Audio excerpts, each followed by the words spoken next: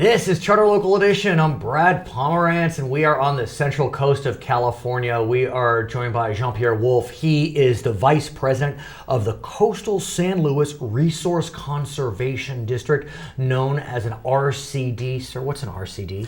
The Resource Conservation District was established after the Dust Bowl, and the purpose is to help preserve land, both in terms of the soil and also the water quality and quantity. So how did San Luis wind up obtaining its own RCD, or at least coastal San Luis? The state of California, being a very large state, Yes. is broken down in regional RCDs. I see. So in our case, we are the coastal San Luis RCD. If you go to our neighbors in the south, you have the Cachuma Got it. RCD. Got it. Okay, I want to get a sense from you about what the RCD is doing. And you have described a program to increase carbon, not decrease, but increase carbon in our soil. We're so used to hearing about a desire to decrease carbon emissions, but we forget that carbon is critical, at least as it relates to life. Yeah, very much so. So the idea is to actually sequester or store, in different words, the carbon in the soil rather than having the carbon dissipated into the atmosphere. So the irony behind this is that when the carbon evaporates, let's say, or is released into the environment, it's problematic. But if we can keep it in our soil, it's actually a net plus. Well, it is a net plus, one in terms of the impact on climate change, but it's a net plus because microorganisms do need carbon. So if you have a carbon-rich soil, you have improved the soil health. Why do they need carbon? To the extent you can keep it simple for us. Because that's one of the nutrients that they would use. The other benefit is that a carbon-rich soil has good infiltration. Explain. So when you have rain events and you have big storms, instead of the water running off from the surface of the soil, if you have a carbon-rich soil, it actually will infiltrate because the carbon acts as little pores that allow the water to seep in. So it helps percolate into the groundwater basin. Exactly. Fantastic. And then, as I understand it, it's especially helpful for permanent crops. Yes, and permanent crops do the root systems, and the plant does need carbon also. So if you have a carbon-rich soil, it does also help the metabolism of the plant.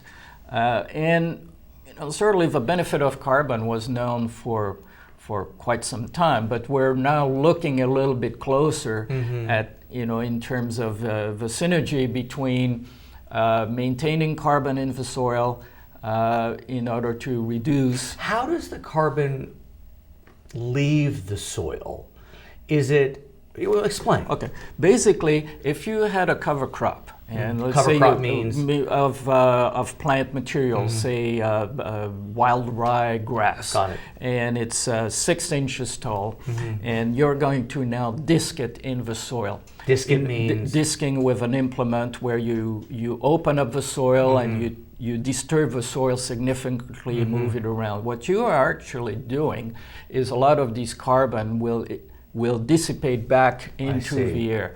The carbon is sequestered through photosynthesis. Okay, and all plants, all vegetation need photosynthesis. So we take the energy of the sun and we take carbon, and that's basically the fundamentals of plant growth. And often you will see a disturbance of soil just through natural farming practices. Yes, so there are, and that's a very good point, because one of the newer thinking is to change some of the farming practices to increase the carbon sequestration in the soil. And let's talk about some of the strategies your specific RCD are demonstrating. You have some demonstration projects.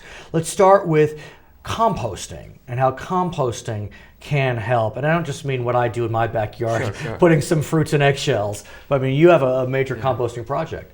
So what we do as a demonstration project is that we source compost from green material.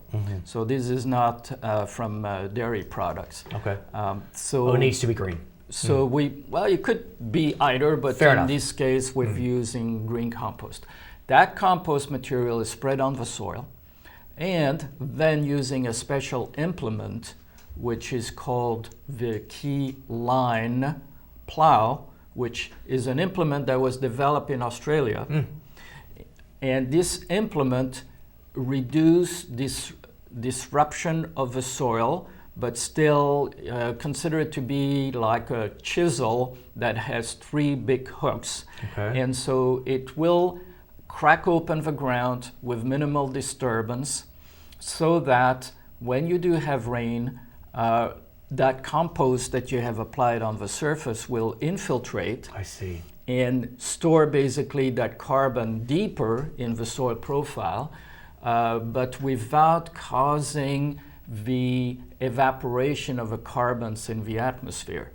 So that's one of the demonstration projects that we have, and some of the vineyards are also have switched from deep ripping and slip plowing, which is slip plowing is to take the deeper soil profile and then slip it and bring it to the top, which you can. And that causes carbon disturbance, carbon evaporation. Correct. So these implement actually store it and keep it in the ground.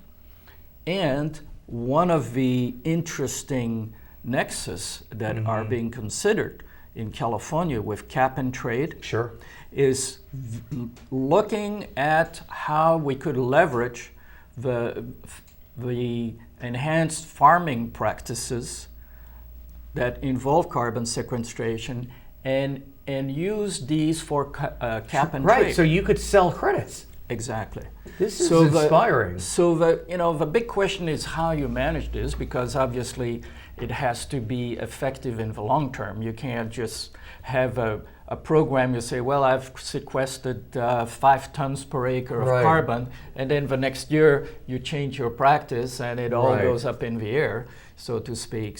But these are... Are you in touch with CARB in terms of the cap and trade element? Right, and particularly with permanent crops, this is where some of these considerations are made, and also in grassland area where you do have, for example, grazing land, permanent grazing, and grazing land is a great opportunity also for sequestration, where you can supplement with a compost and using these plow to further the amount of carbon intake. Speaking of CARB, the California Air Resources Board, I understand that your vineyard, we're now talking about you personally as a businessman, not so much with the RCD, your vineyard recently won an award from the CARB, the California Air Resources Board. Yes. Congrats. Thank you. Tell us about it. Well, this is the 6th year that the California Air Resource Board has an award program called Cool Business, and Wolff Vineyards received one of the 3 top awards as a cool small business. What'd you do right? And well, what we did right is using various small, what I call baby steps toward recycling, for example, using lightweight glass for our wine bottles that reuse the carbon footprint. We reuse the labels. When you label bottles, you have an excess spool.